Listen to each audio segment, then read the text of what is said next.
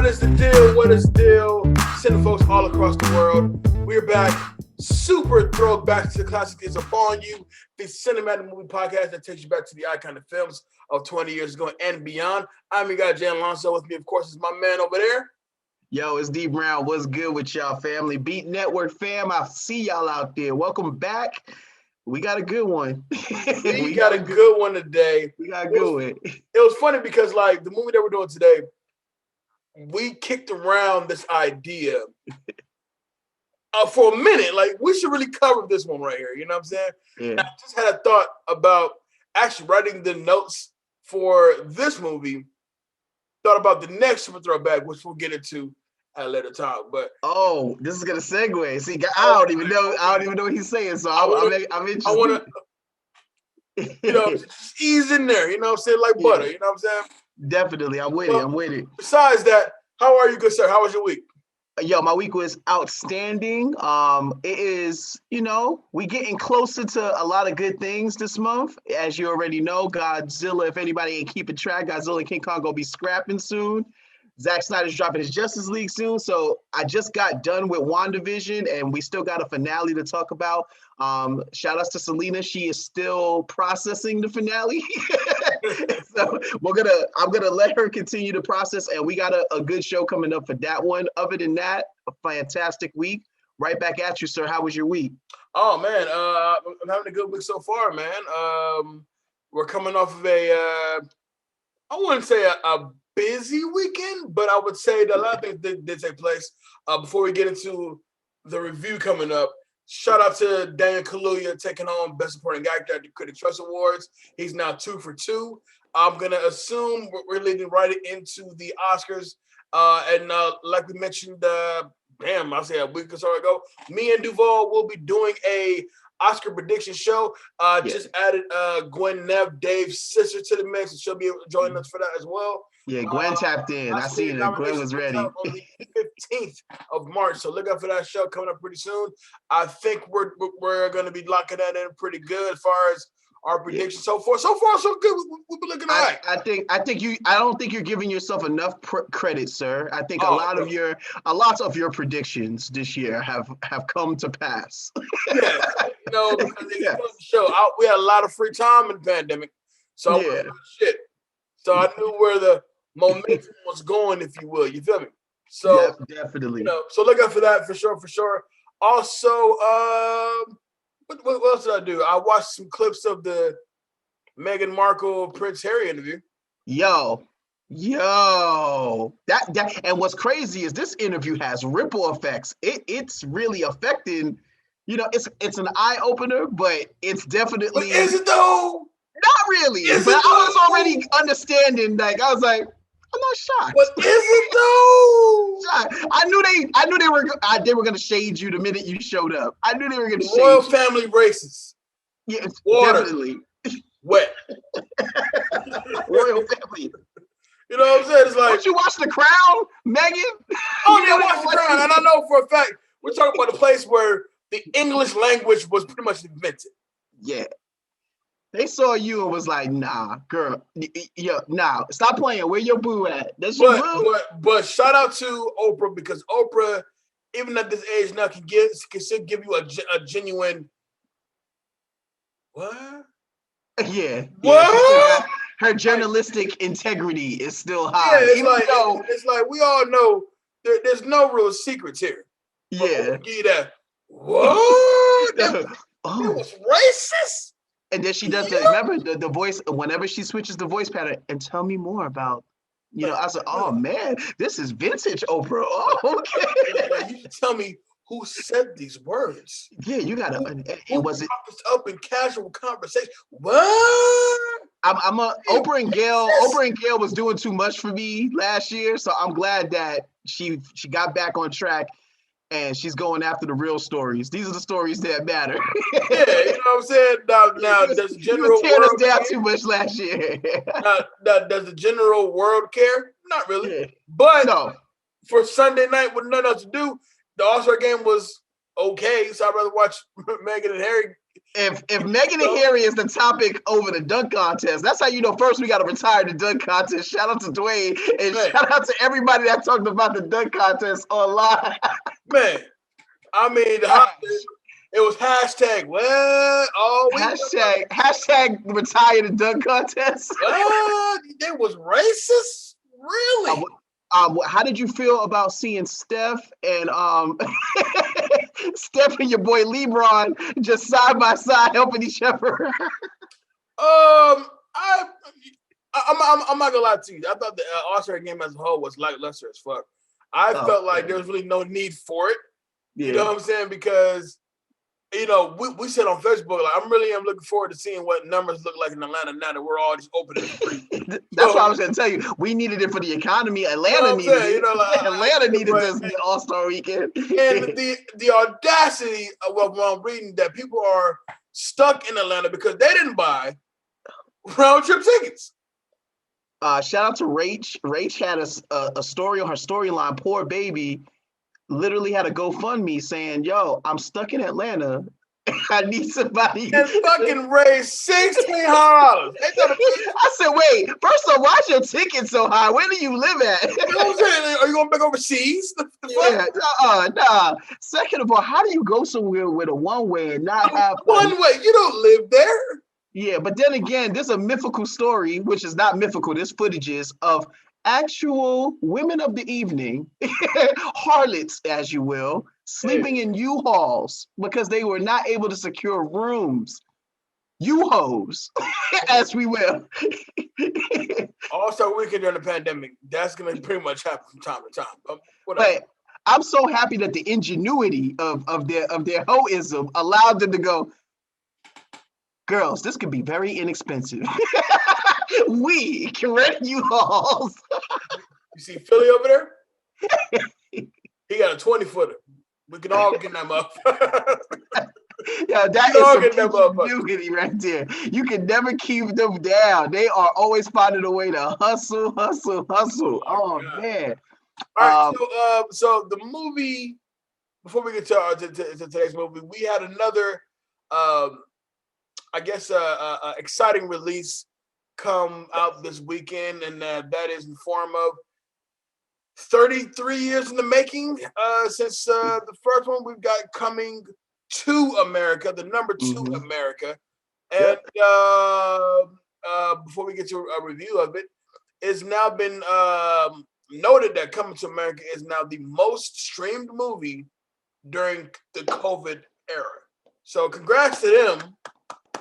Eddie come back is strong. Congrats to them. Now, I'm not too sure how much merit that actual, that actually has, considering nothing really came out. But it was a good time for it to drop. Whoever strategically picked the time, they knew.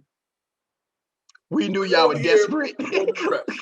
We knew the culture was desperate for something. We got them. This movie's getting mixed reviews, man. Major mixed reviews. It's definitely a movie that it boils down to, listen, watch it, garner an opinion, you'll be all right. Right? There you go. And stop trying to listen to everybody else. So you go first. How did you feel about Coming to America? Coming to America, if we are doing this out of 10, but I'm just going to give you my general thoughts on what I thought about the movie. I thought the movie was... Out of 10, though. Out of 10. We're still doing out of 10. I'm going to give it a strong, and when I say a very strong 7 out of 10. And I'm going to tell you why I'm giving it the 7 out of 10. The casting, stellar. The idea of the movie, awesome. It sounds like Eddie was sitting on this thing for a minute and he finally said, all right, it's time. Let's do it. This sounds like the script to go with. Was it funny? No. Unfortunately, it matched the same energy that I've been saying about the trailers. It just a lot of forced, corny humor, and it don't land. None of the jokes really land, honestly. But I commend them on the charm. I commend them on the heart. I commend them on bringing that Coming to America, the characters, the lore, the world, everything. They brought it literally front and center. They introduced some new characters. They stuck to their guns on a lot of things. It is not Semi-Sun, spoiler alert. And I called that from grip I called that from. They stuck to their guns. Hakeem is really the father. You didn't need Maury for this shit. Arsenio had a wild character. Other than that, I gotta give it a half. And it made it. It made it 65-70 score enough where you have to watch it once and gauge your own opinion and just go in with don't go in with high expectations. Just understand that this thing does sit by itself. And that's all. And it was good to see Eddie and the crew back together. But I don't love it. It's not something I'm going to be streaming a lot. Coming to America will ultimately be the most watchable out of the two in this situation. But it was great to see them do it for the culture. Continue. My experience with coming to America. Me and my girl we literally planned a night. We was like, all right, so look, bet. Eddie said to watch the first one first, then watch the second one. So that's what we did. We got popcorn. We got some porterhouse sandwiches. You know what I'm saying? We had wine. You know what I'm saying? We had the whole layout ready to go. So we pop on the first Coming to America, and just like clockwork, it's still fucking hilarious. You know what I'm saying? It's still one of the funniest movies ever made. You know what I'm saying? And just certain things about it, certain moments in that movie that you can still recite. Where like the "She's Your Queen to Be" song to that's right. Joe Louis was a bad motherfucker. Like it's shit like that that is just classic to me. And not to mention Randy Watson dropping the mic in the. Killed it. Bro, that's classic to me, bro. So we watched the first movie. We left at the first movie. The first mistake was we get to the second movie kind of late, right? Yeah. So I'm not gonna lie to you. I go into the second movie kind of sleepy, you know what I'm saying? Like kind of tired, you know. So we go through with the same energy. Yeah, like, I'm good. I'm still on a good high from the first one, right? So we go to the second one, and it's going. I'm just like, give it to me now. You know what I'm saying? Like, give me that joke that hit you with that boom. You know what I'm saying? Yeah. Give it to me now. Yeah. And I never got it. So what I would say, and I never received it. What I would say about Coming to America, now that I've seen it twice now, Coming to America, looks beautiful. Looks beautiful. And furthermore, to really commemorate Eddie, Arsenio, James Earl, shout out to the GOAT, James Earl Jones, really all the cast they were able to bring back for the second one, who are still alive and with us today, and look great. You know what I'm saying? It looks good.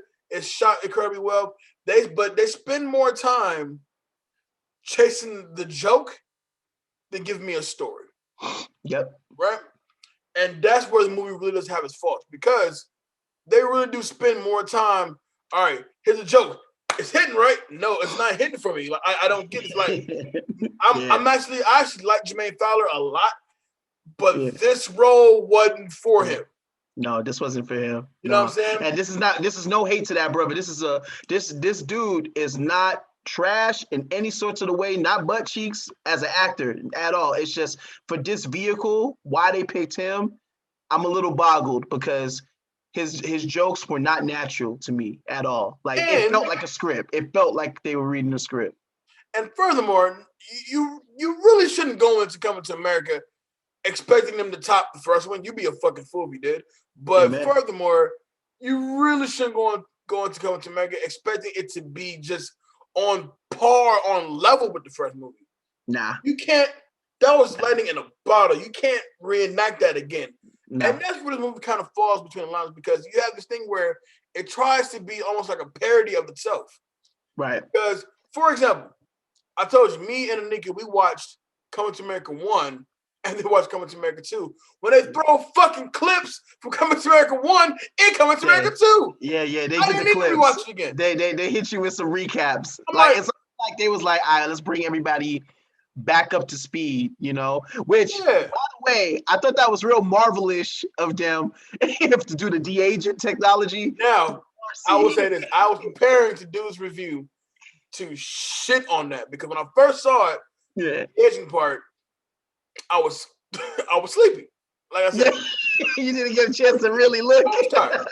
Now, I watched it with my tired eyes. I'm like, this de-aging is trash. Yo, She gets so fucking trash. They tried though. They tried hard. They were like, Disney, what can we do? I watched it again with much more awake eyes. Yeah. I'm like, this is some damn good de-aging, actually. I want you back. Yeah. Now, the returning of Randy Watson, who was by far my favorite character. Actually, my favorite character in Come to America is the barbershop scene, which, by the way, in real time, them motherfuckers be dead by now. But yeah, definitely. But barbershop years is different. Yeah, but they live like dogs. I'm telling you. Yeah, they live like dogs. But Randy Watson, feeling like Randy Watson wasn't gonna make a comeback. Even I knew he would show up somewhere. Eddie said he did him. So when Randy Watson shows up, and it's like Rasputin, the dress, I'm like, and a suit, I'm like, no, that ain't Randy Watson. Yeah, it was Rasputin. It was Rasputin and Randy Watson outfit. I was like, nah, So the movie initially feels like Norbit 2021. They brought back the hip hop sisters though. They brought back the shorties from the bar. I'm like, that's cool, but why? Because those shorties wouldn't know Randy Watson back in Queens. I'm like, okay, you brought them back. It all comes together. Any cinematic universe always comes together. They stick together. Nah, man. But shout out to Wesley Snipes. He's dope in the movie. Gave some good laughs. Shout out to Tiana Taylor looking as delicious as ever. Shout out to Kiki Lane. Shout out to Bella Murphy. Shout out to a huge shout out to I can't think of her name. But she plays. Shari Hadley. Shari Hadley. Aging like fine wine on a beautiful Sunday afternoon. Shari Hadley was amazing in that. Just to see Lisa just being Lisa, man, it was just like, okay, like you got to understand the nostalgia factor and the fanfare. They killed that. Like you got all of that. They made sure you got the nostalgia, even though they forced it on you with the flashbacks half the time. They made sure. They were like, guys, we are in tune. This is Coming to America. We got y'all. Like, the nostalgia's there for sure. Yeah. My mom loved it, so they knew who they were going for. Right. My mom dug it. My pops dug it. Anika loves it. You know, she's seen it 4 times now, something like that. And it's loved. It's loved. We're just tough critics. I'm just a tough critic. And Randy Watson didn't do his signature move. He ain't dropped no mic, and I was like, that don't sit well with my spirit. If you're gonna have him all the way, you gotta have him. He can't sound like Rasputin. It's weird. Yeah. But you had posted something that Anika wanted to say. Well, actually, no, she was gonna get at you about it because he had posted Lisa's sister. And with the question, is she for the streets? Which I say, all for the streets. And which was like, nigga, good. So, yeah, so. I said, she defended her quick, too. She came in there and said, no. Like, first of all, no content. I said, Daryl and the Soul Glow Corporation before they went under. You know what I'm saying? And then, you know what I'm saying? Lisa and Daryl went up to do Daryl and the sister, which she has no fucking name. Daryl and the sister. I wanted closure. I did want closure for that storyline. I wanted closure for Daryl. Like, listen, I really would. When Daryl looked at that camera, you know what time it was, bro. Off rip. You know what I'm saying? You got the Prince of Zamoon, I got the Prince of Soul Glow. Soul Glow is going to go under in like a year for sure, but. I'm still keeping hope alive that the Soul Glow just switched into like the wave straight. No, listen, and Daryl got waves now. So. Coming to America murdered the Jheri curl, which is so funny because Jean-Claude Van Damme in this movie has a wicked Jheri curl mullet, but we'll get to that in a second. But Coming to America took the Jheri curl, shot it, stabbed it, stomped on it, and said, this is no longer cool. Welcome to the madness, my nigga. You know what I'm saying? It's not. It's not hot at all because when you think of Soul Glow, you think of Daryl's greasy ass. You think of his mama, daddy, and grandma sitting on somebody's couch leaving a trail of shit. Leaving a trail. How dare you? If you know, you know type shit. If you know, you know. You know what I'm saying? So overall, I would say the nostalgia's there. I would say that they have a good heart. It's a great message to it. It's very women empowering, which I thought was really dope. Right. I just wish they focused more on it. Yeah, it's not funny. So I would say out of 10, I give it a 5. And I give it a 5 for nostalgia. I gave it 4. I guess you say execution. Even the cameos don't make much sense. But all right, well, all right, I'm cool with it. Like even the rolling of the credits was like, this is random as fuck. But all right, whatever, cool. It's whatever. Yeah. So overall, I'm going to give Coming to America a good old 5 out of 10. I would only hope that at this point, Eddie would either A, work on a Beverly Hills Cop 5. They're working on it. Or, hey, man, just... Netflix got that. Netflix said Beverly Hills Cop 4 is coming. I said, okay. We're going to see what's good. We'll see what's good. But they don't talk about the other shit, though. They don't talk about that Brandon T. Jackson pilot. They don't talk about that shit. Nobody talks about that. They scrapped that quick, too. And he was like, yo, you could be my son. And Brandon T. Jackson said, I could. Nah, really? It's a pilot. This ain't happening. The Coming to America pilot, the same way. This ain't never happened. No, that Coming to America pilot had Tommy Davidson and Crash and Paul Bates, and they were not funny at all in that whole experience. Like, oh my god! All right, so look, so today's movie finally here. Super Throwback is giving you a trip back to 1993, 28 years ago. With the John Woo, Jean-Claude Van Damme collaboration, John Woo's first movie in the U.S. We're taking it back to the Jheri curl mullet, doves flying, super slow motion for no fucking reason. Oh yeah, pigeons too. Like this, I didn't even know John Woo had a pigeon love to him as well. I said this got a lot of pigeons in it. Nobody listen. If anybody's gonna top pigeon love over than Mike Tyson, it's John Woo for real. Yeah, my man, he got Brooklyn pigeons too. I said, he got like black ass doves. Like anyway, Hard Target. Original release date August 20th of 1993. Shares opening weekend with Manhattan Murder Mystery, The Ballad of Little Joe, King of the Hill, Surf Ninjas, and Wilder Napalm. Surf Ninjas? What? Throwback. This was in the same movie? Same weekend Hard Target came out, we got Surf Ninjas. I seen that in the movie theater, by the way. Oh my God. Production budget, that movie was the best.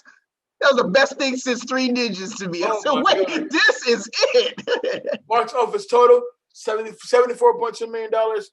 Currently at a 57% on Rotten Tomatoes. Is that fair? No, it's not fair. For Hard Target, for the gellet, do you see the gellet that my boy Jean-Claude Van Damme is rocking? Nah, I think that there is a lot of cheese in this, a lot of fluff and a lot of cheese. Oh, government cheese, bro. Government cheese, bro.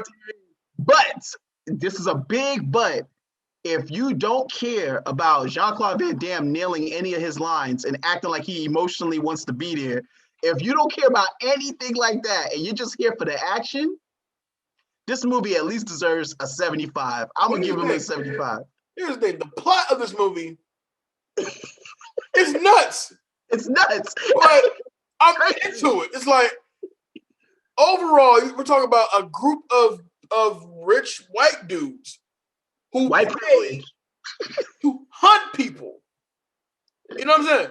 Like, they pay to hunt folks. And then what makes this different from, say, like a movie like The Hunt is that they specialize in hunting ex-military folks. Yeah, they want a challenge. They want their hunts to be interesting. Yo, that's my guy. Throughout the whole movie, that's my boy. Arnold Vosloo is a G in this movie. And it was wild. I'm like, Arnold Vosloo, Emotep from The Mummy. Oh shit, that is him. My man's. They need to let him talk more. Lance Henriksen as your bad guy, like killed it. Movies like Man's Best Friend. Right, I'm like, classic joint. That's your ass, man. Like, classic joint. Lance always catching wreck in these movies. I'm telling you. Remember, he was the robot in Aliens. Lance Henriksen. he died in Terminator 2. But we'll get to it too. But whatever. Anyway, let's get this joint off, man. In New Orleans, which New Orleans looks a lot like the Bay Area, but. In the hood part of New Orleans. The movie opens with a homeless veteran named Douglas Binder. He's the target of this hunt. Now this is the opening credits, and as he's running, the fucking slow motion. Okay. He's given a belt that contains $10,000, and he's told that he must reach the other side of town to actually win the money and basically keep his life. Pursuing him is Emile Fouchon, played by Lance Henriksen, his lieutenant Pick Van Cleef, who sounds like a killer. Yo, he's like a full-blown killer.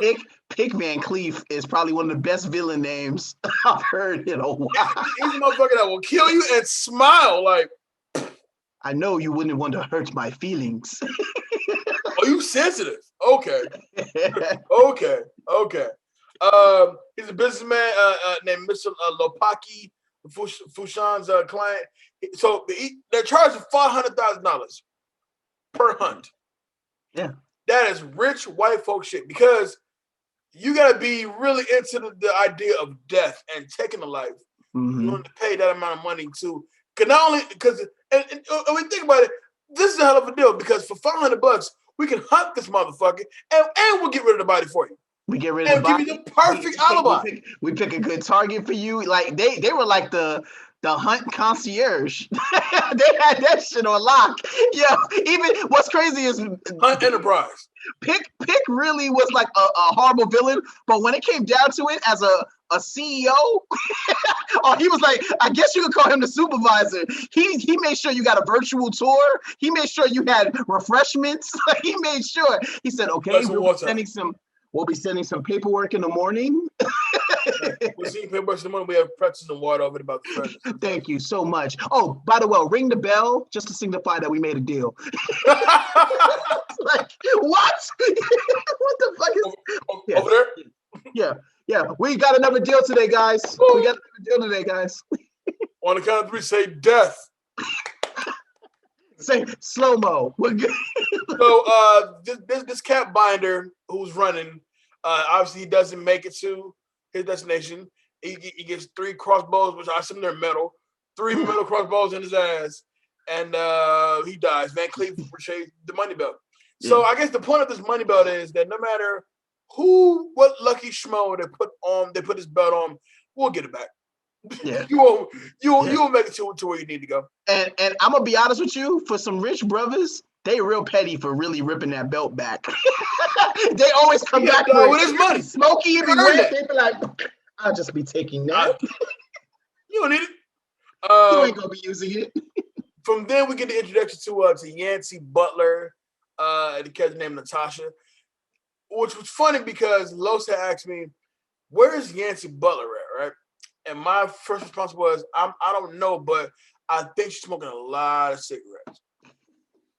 Why are you doing that to Yancey Butler, dog? I feel like she smoked a lot of cigarettes. Yo, Yancey was a bad one back then, though. Yancey was bad back then. Like 2 movies, because like she had this, right?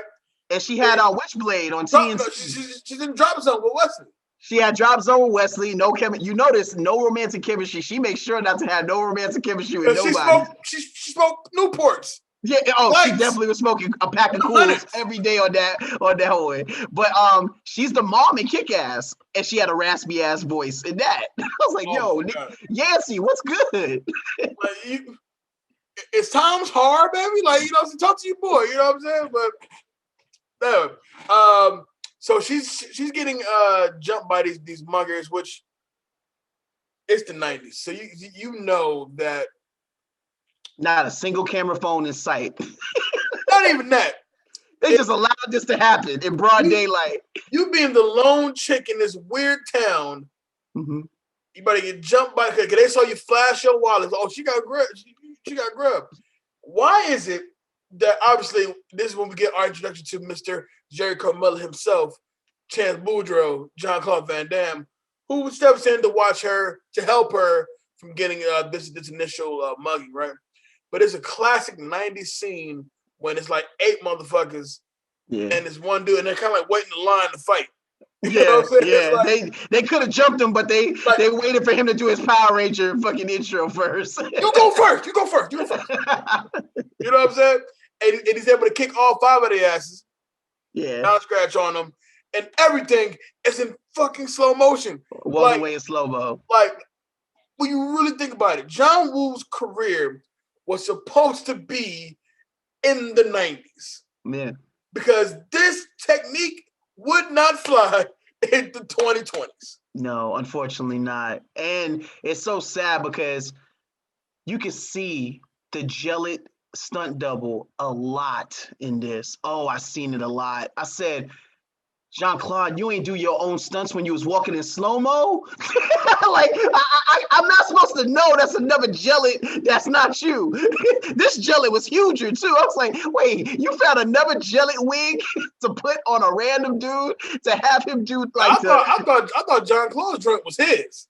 Yeah, I don't know. That shit is not his. I thought it was his. I'm like, I see you with the Nick Ashford, bro. All right, now. God. I don't know, man. That was too many slow-mos for me. It was the last time I saw a greasy one like that was Eddie in Vampire in Brooklyn. Like, yo, they were channeling that Eddie energy. You know what I'm saying? It's jelly. Ashford and Simpson, you know what I'm saying? Yeah, real Ashford and Simpson. Yeah, I'm like, all right. But like Jean-Claude's was like wet and dry. Like he managed to find a nice balance for his, because Daryl's was wet. Daryl had his shit was dripping. Like there was a point in time when Jean-Claude Van Damme would do a movie, be the lead of a huge movie, and we're supposed to believe that he's from Utah or some shit. And it's like, okay. So with this one, he's a homeless. Apparently, he's homeless. No, he got a crib. Don't do that. I seen him at his apartment once or twice. What apartment you see? What apartment you see? He was at his crib. His crib looked terrible. No, there's a scene with his crib. I promise. Bruh, no. I promise. I promise. With somebody, he's walking on the long trench coat. He smelled like he in showers yesterday. I'm telling you, Chance Boudreaux is a bum for sure. He's a bum that can fight. You know what I'm saying? That happens to know how to fight. He's a bum that can fight, but it turns out he's a Force Recon Marine. And then Chance, he's hesitant to involve himself in her business, but she offers him at the time was what, $100 a day? Yeah, right. It's pretty good. You really have no idea how long this investigation is going to be. He needs $217 to get on this ship to go fishing. Right. He tells her, "You give me $217, I'll do it." Yeah. But then you're kind of shitting on yourself because let's say this little rendezvous goes on for like a week straight. Well, in his defense, the boat, it does leave. It was time sensitive to when the boat leaves, and I think he was just like, "I'm gonna find the dad. I'll get her. We're gonna solve in the first 48. We'll solve this real quick." Putting your life on the line with $217. Plus he gets to chill with Yancey. It was the Newport sound that got him. Listen, I'm trying to kick it with Yancey. You know what I'm saying? Smoking these cigarettes. You know what I'm saying? Yancey's voice deeper than mine. You know what I'm saying? So, hey, so Natasha and her father distributed flyers for a CD recruiter named Randall Poe, who is very much gonna be my that fool award, only because you can't get out of Dodge fucking long enough, bro. Like even when you're supposed to either you can either A, keep the fuck quiet, or B, get out of Dodge. Because you know that this is a small town and the bad guys know where to pull up on you at, and you don't know where to shut the fuck up. You already lost your earlobe. Make some moves. You know what I'm saying? There was no urgency for him, especially when Van Cleef pulled up. I was like, there would have been urgency if Van Cleef pulled up on me the way he did, and Fouchon and them pulled up on me like this. And when they pull up, it seems like the air in the atmosphere just changes. Like, yeah, they're villainous. Like, I don't know. John Woo knows what to do. When villains come in, it gets darker. You're like, oh no, the villains is here.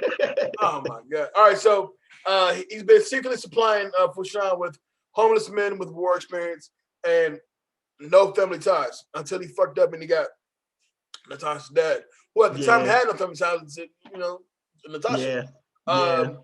Natasha questions Randall about her father's death, but they are discovered by eavesdropping Van Cleef, who comes in like the wind, whistling and shit. And slow-mo too. Super slow-mo. hairline receding, looking like the bad guy. So, you know what I'm saying? You just gonna talk about Arnold Vosloo's hairline right now? Whatever, man. Emotep, whatever, bro. Whatever, bro. But so as they leave, Van Cleef does what Van Cleef does. He's threatening the cat by putting the scissors on his earlobe and then cutting it off. It's like, damn, that ain't gonna grow back. Yeah, they don't. They ruthless. This movie was violent. This movie was violent. So yeah, they didn't shy away from it either. So which brings in another candidate for that Fool Award was Marie Mitchell, played by Casey Lemons, who was the god-awful police detective in the city, and I feel like she's the only one that works in this fucking city. She really was the only one at the precinct, unfortunately. Not she was mention, the only one. She sits there, lights her birthday cupcake,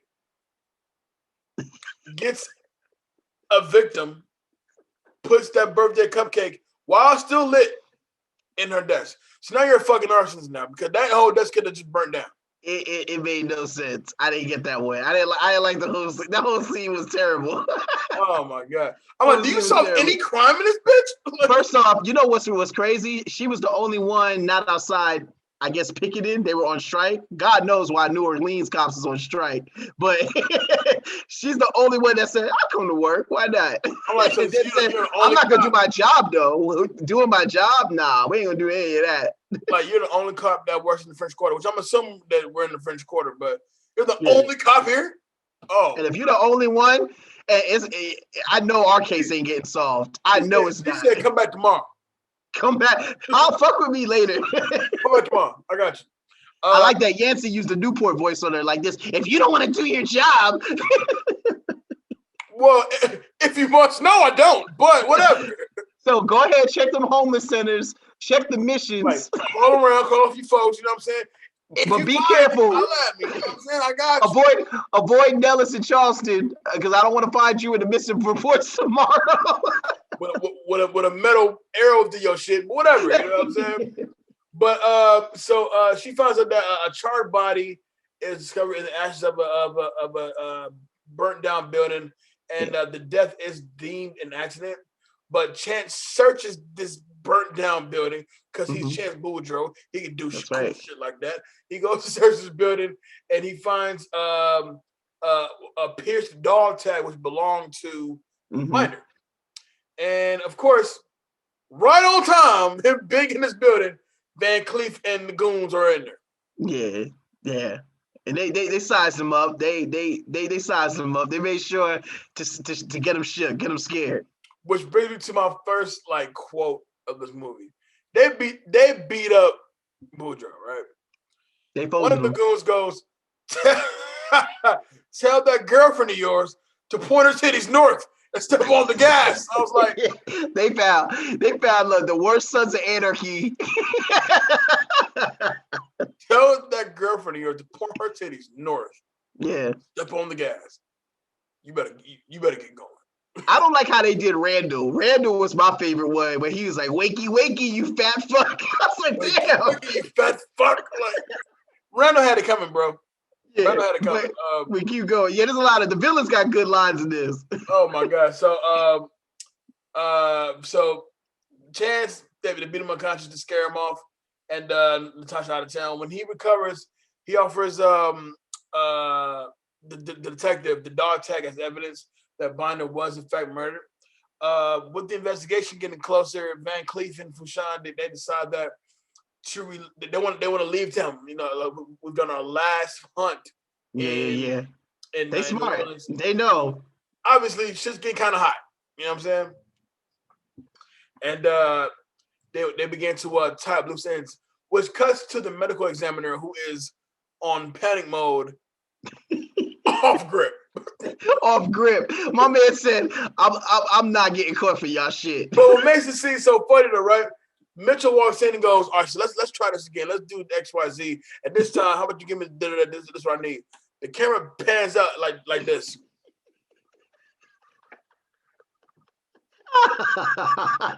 That motherfucker's nervous. He He's been That's doing like one of the best pan-outs. One of the best pan-outs because it's immediately him burning all type of forensic evidence. Like, fuck this shit. And then, of course, Fushan and them is already chilling already in the next room. Like, hey, you ran out of Kool-Aid, by the way. Question: you going somewhere? You busy? Are you done?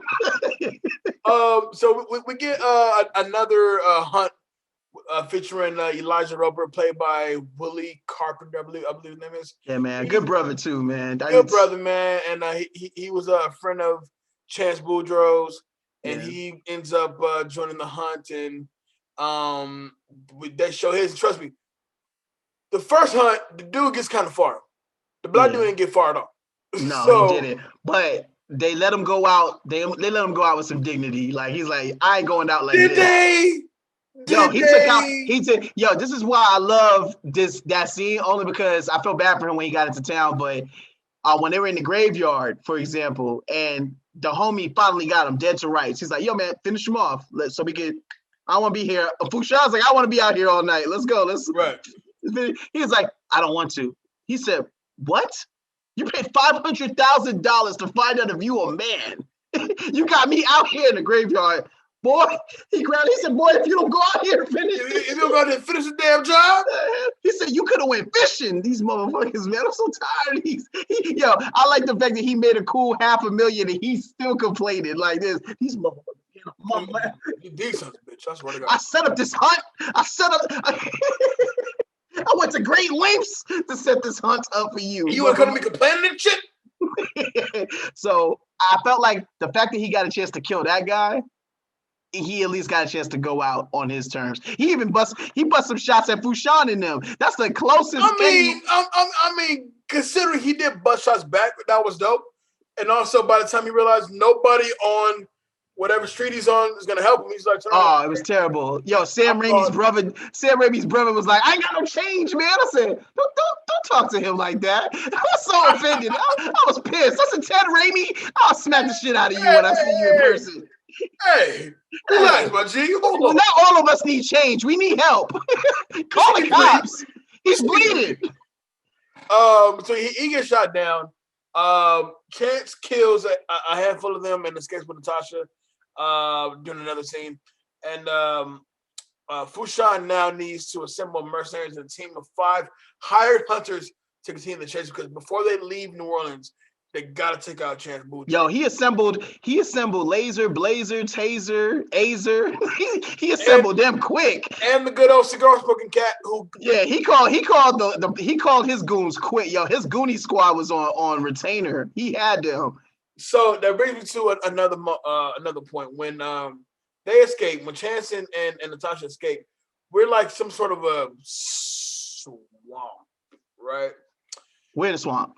And for sure. Chance goes to Natasha, close your eyes.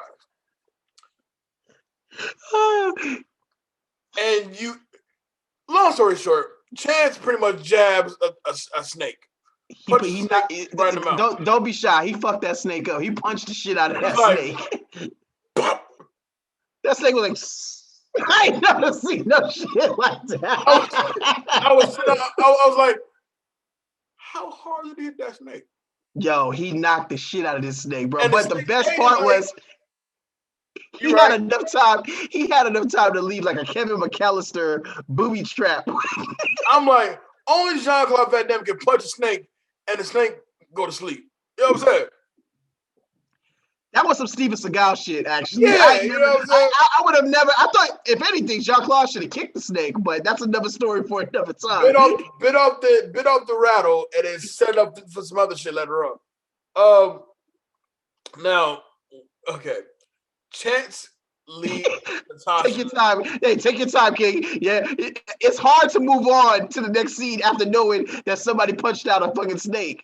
I'm like, wow, that was all right. That was very cool. We get to Uncle Doofy's house, played by Wilford Brimley. And of course, when he shows up, I'm like, all right, diabetes commercial. That's what that is. Charles, do you have diabetes? Right. That and like grits. I think I was thinking grits with him a lot. I'm like, grits. Lots of grits and Quaker Oats. Quaker Oats, thank you.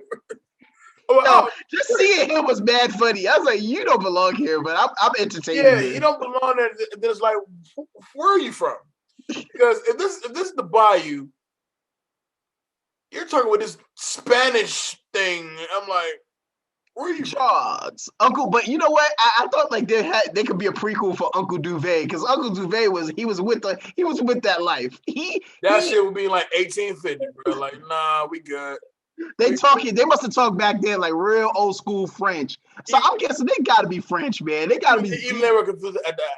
They were confused at that time because while Boudreaux is clearly from Belgium, yeah, Uncle Duval's from like Spain or some shit. So I'm just like, in a weird way, they are related. I don't know how, but all right, cool. We good with it. We good with it. He out there making whiskey in the yard. Yeah, you know what I'm saying? Oh, his Uncle Jesse. He reminded me of Uncle Jesse, Producer Hazard, basically, but the Bayou version of Uncle Jesse.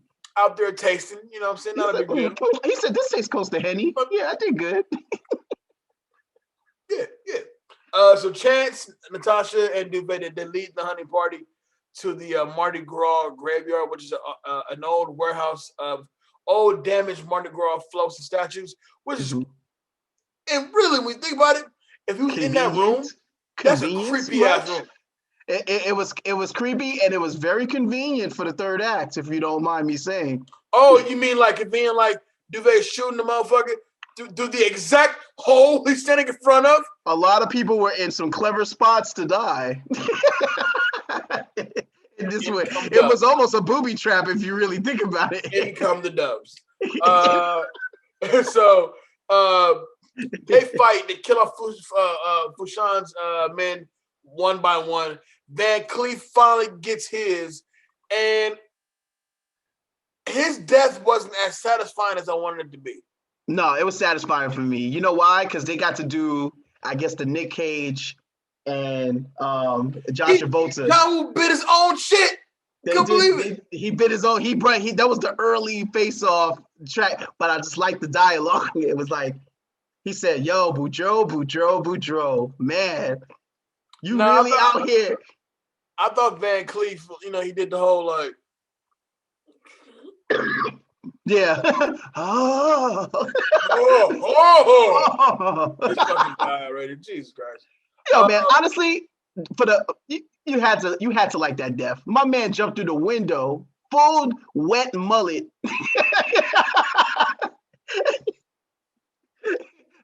Avoided an explosion, which gave him the oomph to push him under the table and knock out. Van Cleef went out like a G. He went out good, in my opinion.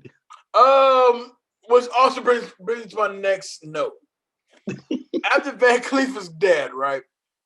Chance is now like full blown just fight mode with guns and all that, right? Oh yeah. Not only is he putting like 9 bullets in each motherfucker, but like a 30 clip. Yeah. There's this thing that he does where he's shooting, but he's like pop, pop, pop, pop, pop, roundhouse kick. Roundhouse kick. It was like no, a couple kicks, some shots, shots. Yeah. Not only are you catching bullets, you're gonna catch this roundhouse kick too. You're gonna catch these roundhouse kicks too. Like pop, pop, pop, roundhouse kick, pop. I was like, I love the cigar dude his smoke was still coming out of his mouth because he shot him up and kicked him. I was like, when the cigar dude gets his, I'm like, Van Damme's gonna shoot him and then give him a roundhouse kick.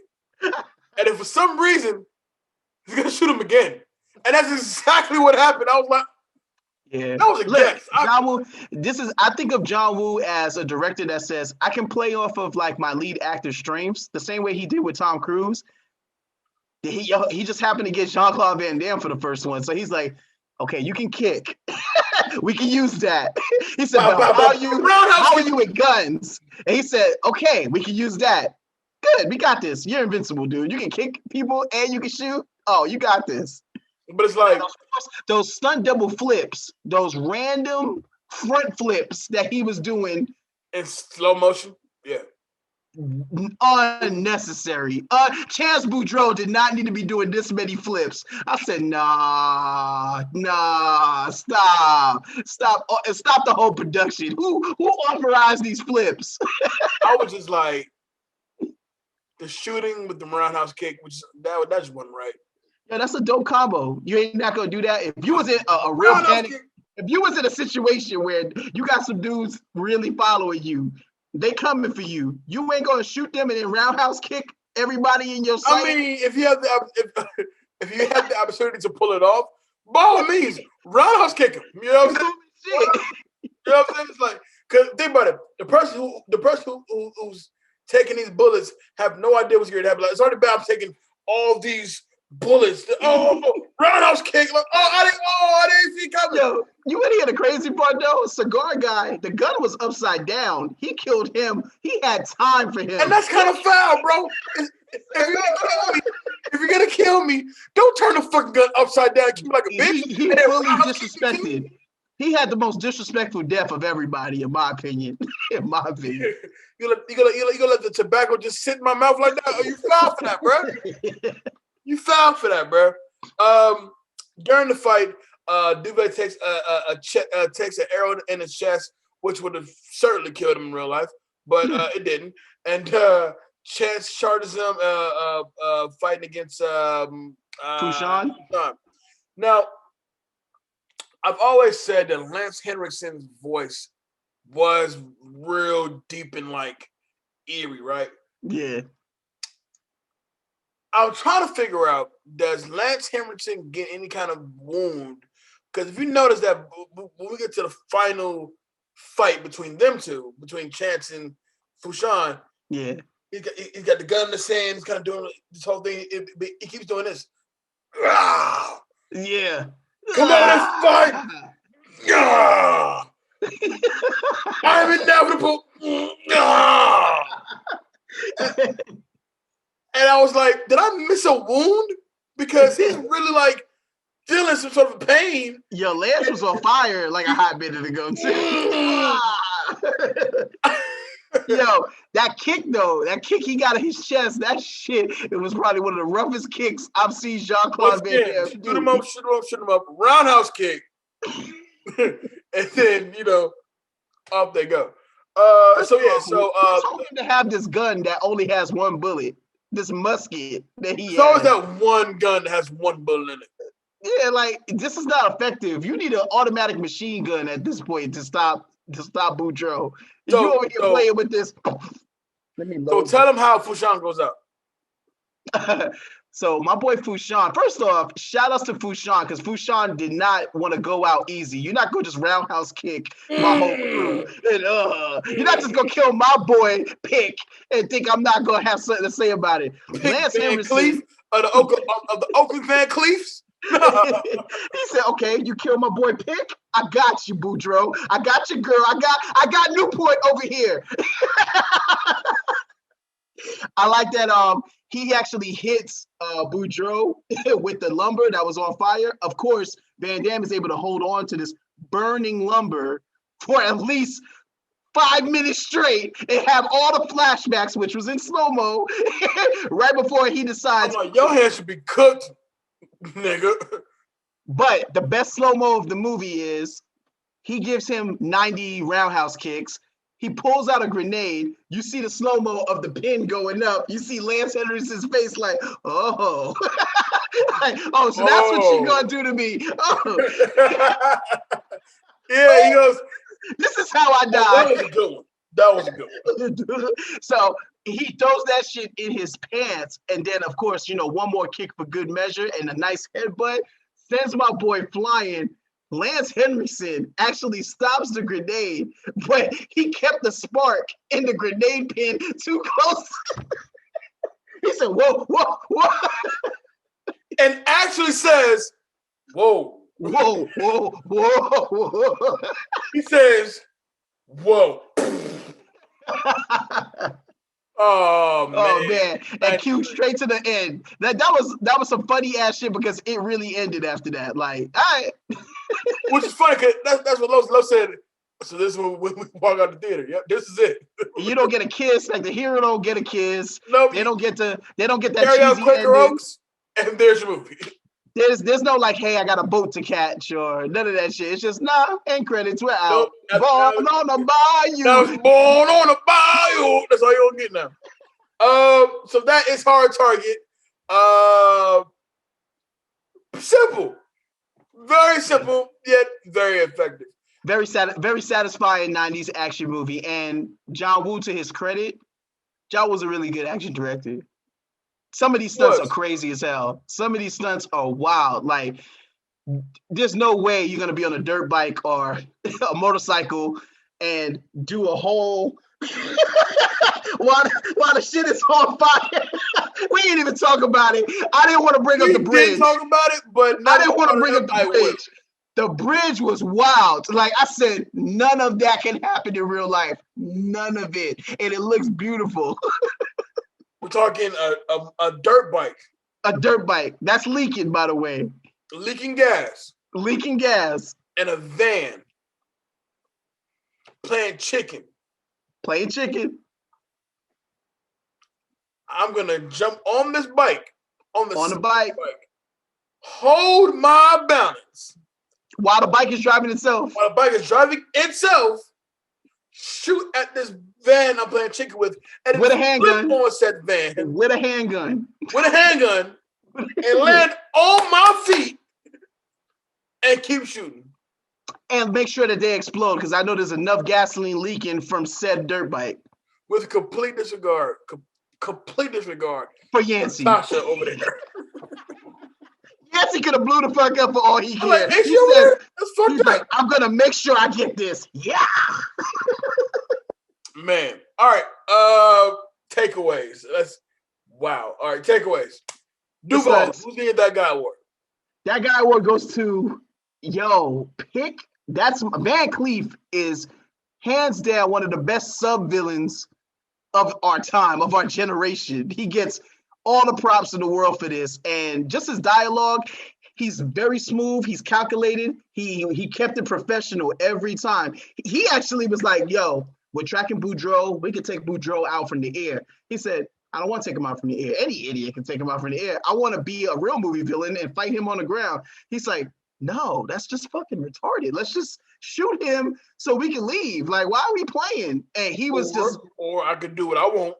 Yeah, or you pick. You're not mad at me, right? He said, no, I'm a professional. Like, I was like, nah, Van Cleef, you ain't deserve to die in this. I wanted you to stay alive. Hard Target 2? Hard Target 2. There is a Hard Target 2, and I'm scared to watch it because I know it's trash. With Scott Adkins. I don't, but Scott Adkins can fight. Scott Adkins can actually fight. He's no Jean-Claude Van Damme. And he can act. He's no Jean-Claude Van Damme. He's definitely not Jean-Claude Van Damme. But Scott Adkins got hands and feet. So, but I'm not watching it though. I'm not watching it. Your That Chick Award. That Chick Award goes to, I'll give it to Yancey. And the reason I'm gonna give it to Yancey is because Yancey, at least for a damsel in distress, she was with the shits. She was totally with the shits. She was like, I'm gonna help Chance out. She even clapped the dude. I give her points. So she did more. She's hit more than she could do. In fact, her and Uncle Duval, they held their ground in that little warehouse. They held it down. Yeah, Uncle Duval was fragile. Uncle Duval got shot in the leg, and he took an arrow and was still alive. That Fool Award. Oh man, Randall. Next time I come back, I'm gonna cut me a steak. You should have left. If you see Van Cleef. Once again, John Woo with this weird cutting thing he does. I'm gonna cut me a steak. I'm gonna put the scissors in the wall. You're gonna zoom in on the scissors to let you know I'm for real. Yeah, Randall, this is what happens, man. You ain't supposed to be doing what you're doing, man. You're doing it for the cheap money. And that's what, I don't feel bad for your death. That happened to you because you was being greedy, man. They had specific rules and you fucked up. Sloppy. You're real sloppy. You being greedy and sloppy. You're real greedy and sloppy out here. And that's not, we don't like all that. Cut that out. Cut that out. I think when it comes down to this movie, there are certain things that we could have did without. But hands down, which one really was grievous besides the slow motions, the 9,000 slow-mo cuts that we got? Yeah. I mean, The slow-mos actually do win because honestly, the slow-mos take you out of it sometimes because there are so many slow-mos. It's like this movie could have ended way quicker if we didn't slow everything down. It's like the movie would have been like an hour 20. We could have trimmed off 30. You could have trimmed off 30 minutes easily without all these slow-mos. They got slow-mos of everything. Like my man was eating soup and there was a slow-mo. I'm like, why is there a slow-mo for this? Looking up and yeah, every look up, every scene, and they always play the music in the down. Every scene had an opening song to it. I'm like, what? Yeah, we could have did a lot. A lot of her investigation also wasn't needed. Like there was a chunk of her investigation. We could have cut that short. Like, do we really need to know about Douglas Bender's background? Nah, not really. Does it hold up? No, but I still love it though. No, it don't. There's nobody walking around looking like Jean-Claude Van Damme right now. You know what I'm saying? With that mullet, that gullet that he got. In terms of like just the fun of the movie, yes, it does hold up in terms of fun. Like I enjoyed watching Hard Target.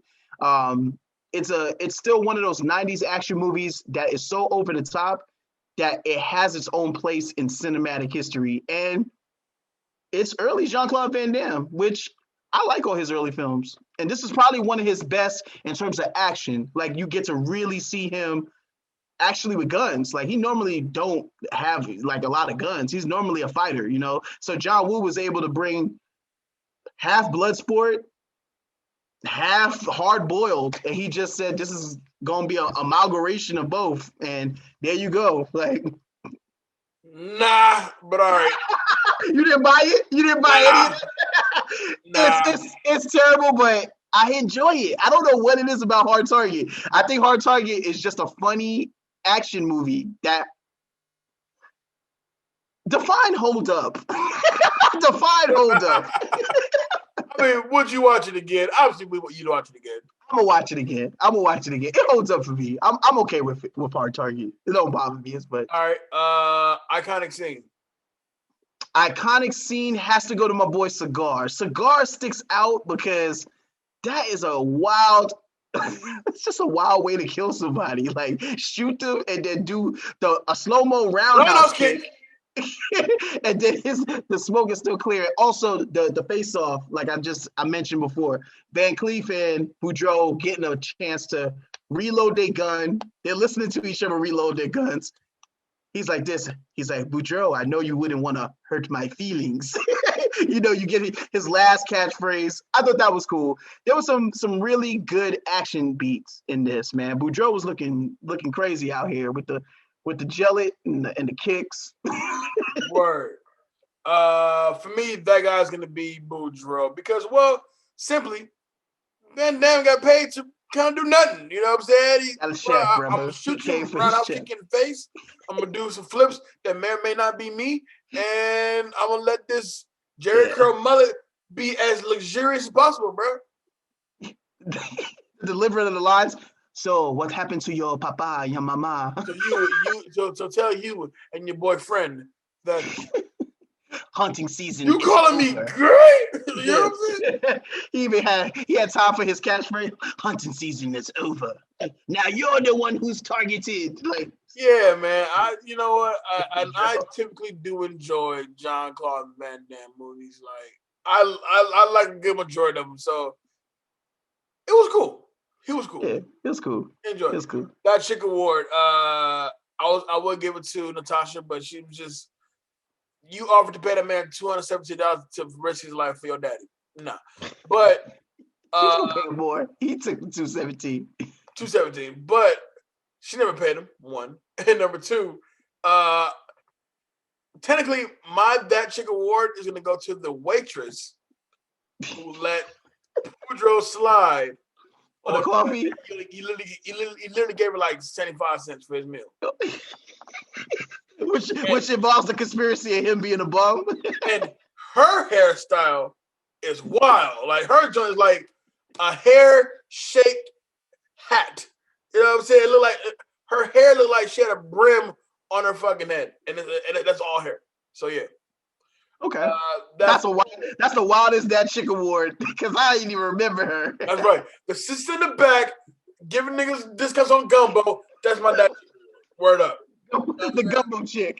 Word up. The gumbo waitress. Yep, all day. That full award is gonna go to the detective. You're bad at your job. The detective was terrible. She was terrible. You're so bad at your job. They got you. You had Jean-Claude Van Damme solving the crime before you, and he don't even speak English. Like the whole, even when she gets shot, it's like, get down. Yeah. Terrible. You didn't even try. You ain't even try. What other movie is she from? Where is she from? That's Casey Lemons. I can't think of another movie she's done, but she did direct Eve's Bayou. Yes, you are absolutely correct. So I can't think of another. Isn't Casey Lemons in Candyman? I think so. That's the homegirl, right? That's the black homegirl. I think so. I might be right. Don't quote me on that yet. Let me IMDb that bullshit. And cut that out. The fucking slow motion, man. They were annoying, bro. Oh, they were annoying. God, I'm like, they're every time the movie slowed, I'm like, really? Like, really? You're doing enough slow motion. Does not need a slow motion right now, right? Two things this movie did not need. It did not need that many pigeons, and it did not need that many slow-mos. Yeah, you know what I'm saying? The Dubs even took a backseat. The Dubs even said, "We doing too much." But hey, bro, we did the same take 4 times. I'm good. We're good. You got it. The pigeons, on the other hand, was like, "Nah, we gonna show our ass in this movie." You know what I'm saying? Multicultural, no pigeons left behind you. Yeah, black pigeons there, white pigeons there. You know what I'm saying? Few doves, you know what I'm saying? Yeah. Does it hold up? Yeah. And no. It holds up. No, terrible. It really don't, but yes, it does. I don't know how to answer that. That's why I was like. But I say that with an asterisk though, because technically, when you really truly think about it, it's like, let's say, we did. Oh, I don't know about you, but the last time I saw Hard Target, I was a kid. So yeah. To rewatch it now, so many years later, I'm 33 now. To watch a movie that came out in 93, I'm like, This probably was the greatest thing I've ever seen when I was a kid. This was enough to satisfy me as a kid. Anything Jean-Claude Van Damme did at the time. We were kids. Yeah, we were like into Kumite and blood sports and the double impacts. Yeah, we were there. We were taking Universal Soldier. Like, we were there for it, so. Well, running it back now is like, oh, this is bad. This is very bad. This is horrible. It's bad. But I got through it. And lastly, I'll say iconic scene. Iconic scene for me is, you know what? I'm going to show a boy some bell. Black dude, they got clipped in front of the French Quarter. Yep. He took it like a G because he was like, you know what? Real Denzel Training Day style. He was like, he realized that nobody was going to save him. Nobody was even going to attempt to save him. He just looked back at them like. But, I have a question about that scene. So they do execute him in front of everybody. Not one person see Van Cleef and them do this. Like, he takes the money belt. I didn't see. It was almost like he eared everybody out. You know what? Because everybody who's in this area and actually sees this murder take place, they're thinking like how me and you would think, right? It's like, I know for a fact, if I say something that what I just saw, I'm gonna get clapped. If they have no problem shooting his ass down the street, I'm fucked. Definitely. Also, this is a really good point that you made. There's no police in this movie. Police There's not a single cop within miles of this area. Cops don't exist in this. Even the crime scene didn't look like a crime scene. I'm like, the one active cop got shot. Yeah, I think she was everybody. She was the coroner. She was the SWAT. Judge, all that shit, man. Like, she was working overtime. That's why she was wishing herself a happy birthday. Anyway, quick hits. Get about this joint. Here we go. So, quick hits. The strong chemistry between Arnold Vosloo and Lance Henriksen, that would be Van Cleef and Fouchon, led one Universal executive to quip that he wished he could have gotten to pair their own film together. Yeah. I would have liked a Hard Target like prequel, and they hunted somebody else. But Fouchon and them get to stay alive, and the twist is the main guy dies. Like they kill that nigga. Like, somebody expendable, like Jeff Speakman. Like kill Jeff Speakman. Let me see. In John Woo's original cut, there was a love scene between Chance and Natasha. They had no chemistry whatsoever. I'm so glad they cut that. They had no chemistry. I'm like, this is boring. This is forced. Even though close your eyes, she was like, "I'm not closing my eyes with you, Jellet. What the fuck do you want me to close my eyes for?" Well, close your eyes. Close your eyes, Natasha. The ear cutting scene was included by John Woo as a friendly homage to Reservoir Dogs, which included a trademark Woo Mexican standoff. Nice, definitely. I heard there's a violent version of this movie. Like they had to cut it down. There's an unrated where there's gruesome deaths exaggerated deaths of what we've seen.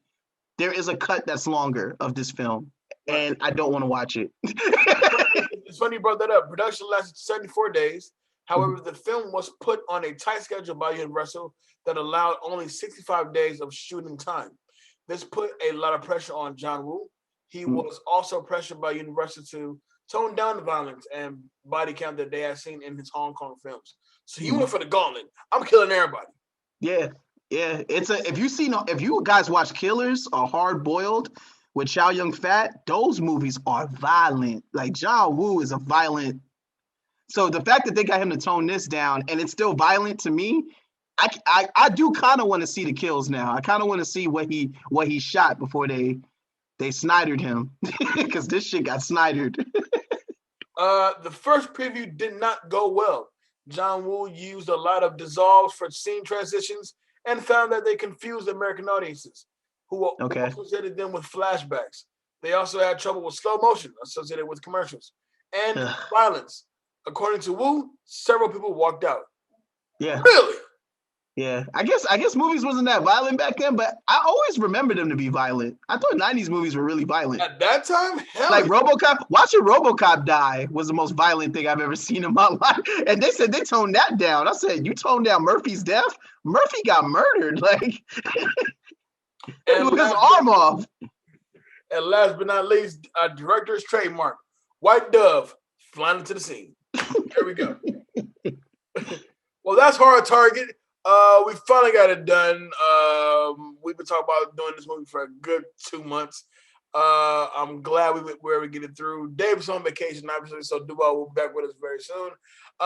Duval, Dangerous D, where can they find you? I just looked up my IG. If you guys click onto my link tree, it got all the links that you guys need to my Twitter. My IG is technically going to be my hub for right now. We're still working on the YouTube stuff. Obviously, Cinema Rehab. Shout out to Selena. We got an episode coming up. We're going to wrap up WandaVision. We got another classic versus remakes coming up. Obviously, we ain't going nowhere. Holla at me on the movie page. We had a really good weekend, y'all. I really appreciate us. It was an unofficial Coming to America appreciation weekend. And we got a chance to talk our truths. But surprisingly, a lot of y'all liked the movie. So it was good to see y'all guys interacting this weekend. So that was it. Definitely. You guys know where to find me. I'm not going anywhere. Facebook, Instagram, Twitter, and all the appropriate links will be on my IG. So holla at me. What's your IG? BKLV Negrito. And once you know that, you will find I, and the links will move forward as they shall. And BKLV Negrito. Yeah. And he is all the way black.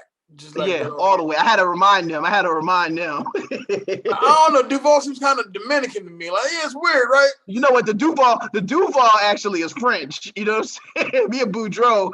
We go back. Take you and your boyfriend and get over the job. Me and my boy Duval, we go back. Duval. Duval don't count. Duval's like Spain and some shit, but whatever. Yeah, man. Follow me on all social media, simply at official J Alonso. We got announcements real quick. I am very happy to say FOH is back. If you follow us on Facebook, you will see that we all shared the official trailer for FOH, the return of FOH.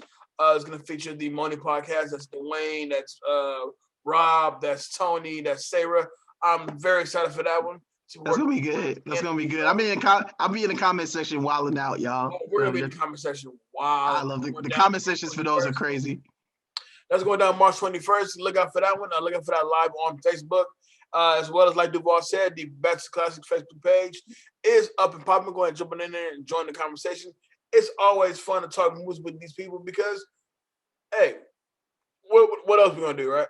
We ain't got nothing else better to do with our lives. Like, just go to work and exist and dodge the Rona. And, while we're doing all of those things, got to talk movies because movies is life. Duh.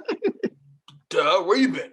Duh. Where you been at? You know what I'm saying? But besides that, shout out to the whole Cinefolks crew. Thank y'all so much for rocking with us like you guys always do. Shout out to the whole Beat Network crew. Los, Danger Neff, Selena, Race to Jim, Skylar, Hollywood Kev, the whole crew. Shout out to everybody, man. Thank you for rocking with us, of course.